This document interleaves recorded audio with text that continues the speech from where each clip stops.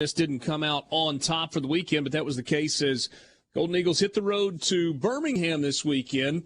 UAB got game 1 and game 2 before Southern Miss bounced back and got game 3 yesterday to salvage one for the weekend. And Scott, let's start with the positive. Let's start with yesterday and also the milestone for you. We talked a little bit about this. Congratulations, you become the all-time winningest coach in Southern Miss. I genuinely mean, I don't know how it could happen to a better person than you, but it's quite an honor. It speaks to the amount of time that you've been there, the success you've had, the players that you've had, all of those things. So just first of all, congratulations. Well, thank you, Richard. I think you just mentioned everything that I feel. I certainly share this with a lot of people that have made my life certainly a lot better. And, first of all, I want to mention Coach Benson, who previously had the most wins, and it was his vision back in the mid-'80s that really where he could see that Southern Miss could be a program that people would want to come and support. And I think that was just fantastic on his part to be able to see in that crystal ball and lay the groundwork, which then Coach Palmer picked up from Hill there in the late 90s. And then, of course, I was able to build off from what Coach Palmer had done, which was tremendous, and so many consecutive regionals that we went to under his leadership. So I'm very fortunate to have had this job, but I owe it to a lot of people that have helped me get where I am. Did you ever have a conversation with Hill Denson about why he believed what he believed in the kind of mid-late 80s where it really kind of got this thing rolling? Did it have anything to do with Ron Polk and Mississippi State? Because that's kind of about the time they were getting it rolling a little bit also. Well, I think so, 100%. And, we've talked often about how strong our state is in baseball and the love and passion that our fan bases have, which is better than any other state and that's out there. And yeah. I think Hill saw that. I think he just worked off from what Coach Pope was wanting to do at Mississippi State. And Hill saw the same vision. Of course, if you tell Hill he can't do it, that's going to be motivation in itself that he's going to show you he can do it. And that's the neat thing about Hill is that he is determined to get it done, and that's I felt like that he really did back then. Yesterday, you're able to salvage one and get away with a little bit better feeling when you get on that bus and you head back to Hattiesburg. I saw some of your quotes after the game, and you said you were really proud of your guys for the way they kind of grinded it out and were able to get one this weekend. You certainly want to avoid the sweep. Well, Richard, what we just came off from was a 15-game winning streak. We only lost 3 games in the month of April, and 2 of those were on the last 2 days of the month. We had 12 consecutive road wins. We went 27 days where we woke up feeling like winners, and that's pretty special. But you knew, if you're a realist, at some point you're going to lose one. And it's not that you lose one, it's how you're going to bounce back. Are you going to be resilient and bounce back from it, or are you going to let it just take you down? And, of course, I was a little worried. We lose on Friday.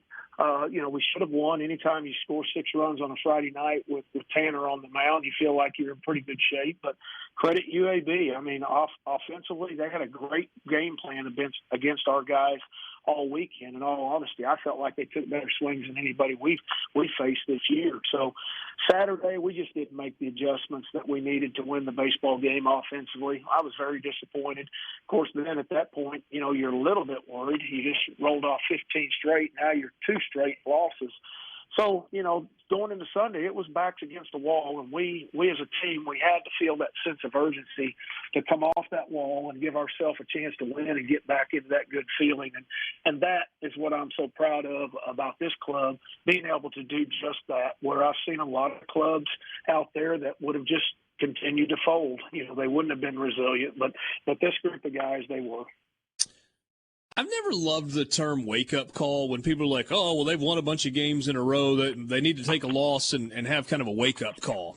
I don't know if I buy into that, but I am curious. I mean, is kind of what you're talking about what you take away from that and maybe remind you how much you hate to lose when you have to do that a couple of times in a row? It's almost like you've forgotten what it feels like to lose. Well, we practice to win. Nobody practices to lose, so you expect if your expectations are to go out there and win every game, then you're in the wrong business. You need to be doing something else, or you need to be playing some other type of sport if there is a sport that you don't expect to win. But that's what we practice to do. So when we don't do it, then we should feel not good about ourselves, and we need to redeem ourselves and go back out there and get back in that win column. So. I don't think that that you said, it's a wake-up call. I think sometimes it refocuses you. It brings you back to where you need to be and understanding what it takes to win and how you have to win. So we talked some last week. I don't think it was with you. I think it was later in the week about Slade Wilkes being out and Reese Ewing being out. What can you tell us about kind of injuries, what kind of an effect that had, and then what you anticipate in terms of getting those guys back?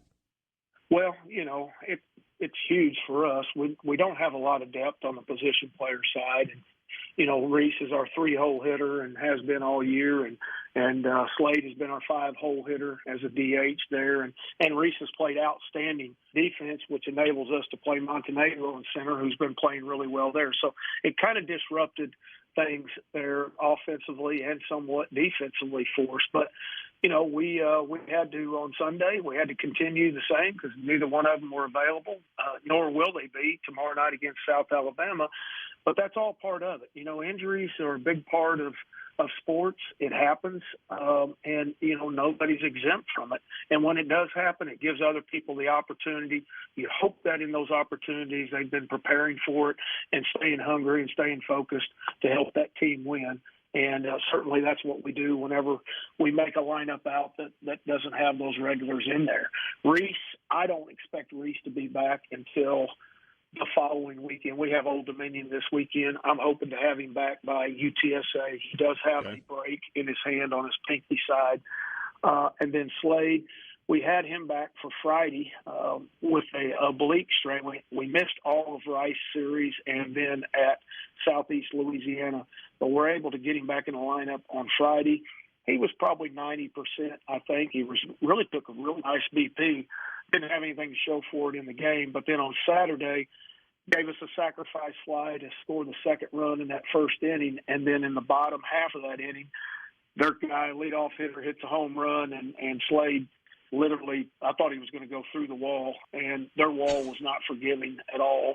And so he damned that shoulder, probably bruised that shoulder joint up there, and then restrained that oblique. So we're kind of back to square one with him. I'm not sure when we'll get him back. Whew, that's a bummer. Finals week this week in Hattiesburg, is that right? No, sir. No, we're 2 more weeks. Okay, 2 more weeks. Away. So not quite to that time where it's all baseball all the time, but is there a challenge in the final week or two before school lets out, and one, keeping guys focused, and two, understanding that they got to spend some time studying to get through finals and kind of before they can get locked in on baseball? Well, we've kind of been addressing that scenario the whole year long. We don't want just it to become the end of the semester. Now we need to start mentioning academics and, hey, let's try to cram. Let's try to, rally in the 9th inning here academically. So we've been really harping on them to stay up with their academics as we've moved through the semester. But no, it'll be the same as we've been, the same approach. It'll be one game at a time, and that's certainly what we'll do as we wind this thing down. We've got 11 left.